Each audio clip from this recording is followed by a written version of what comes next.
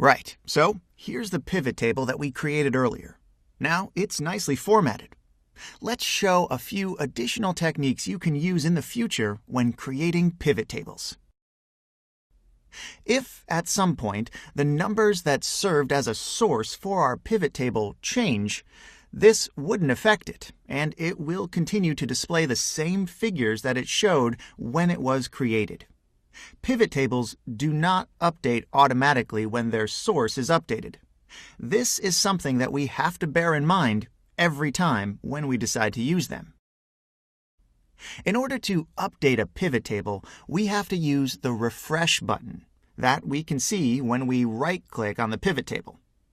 After we click Refresh, the table will update and will start reflecting the changes that were made to its source. All right, having said that, let's look at our pivot table. It provides a breakdown of the volumes that were achieved in the 3 types of stores. What if we wanted to see some additional information? For example, we could be interested in seeing volumes and revenues for 2011, 2012, 2013, and 2014. So I'll drag the revenue field and place it in the values area.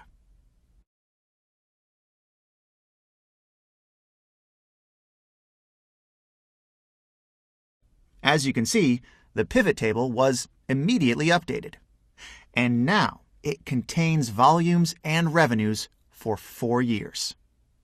If I would like to see revenues first, I will simply place them above the volume field in the values area, and the pivot table will be updated. This is how we can arrange items within pivot tables.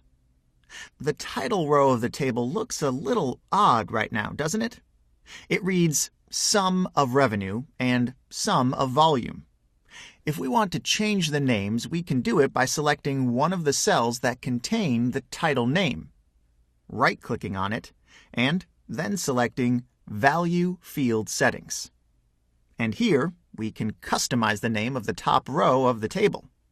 In this case, I'll change it to Sales. And voila! The name was updated for the entire table. We can do the same thing for volumes. I'll select the cell, right-click on it, then click on Value Field Settings, where I can type a new name. All right, perfect. Our database table contains lots of information.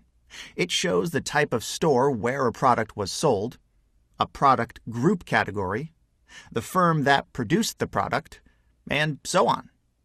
What if we wanted to have a pivot table that includes an additional degree of breakdown?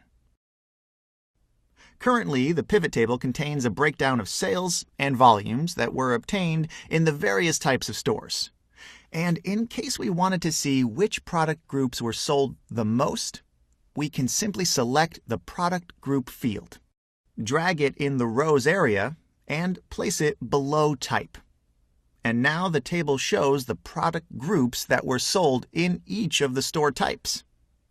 If I change the order of the 2 parameters, the table will adjust accordingly. The leading parameter becomes product group, and then within it we have a split of store type. The table was kind of nicer before we made this change, right? Let's reverse it. Okay, this will do it. In our next lesson, we will learn about the getPivotData function and why it is an important one. Thanks for watching.